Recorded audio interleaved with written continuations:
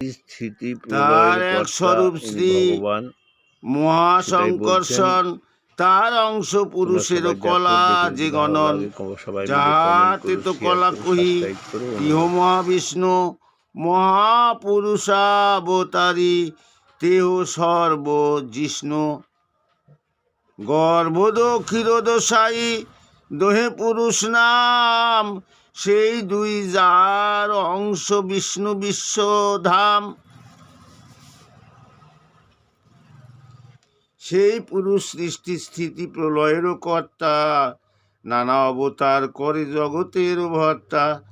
সৃষ্টাদি নিমিত্তে যে অংশের অবধান, সেই তো অংশেরও কহি অবতার নাম।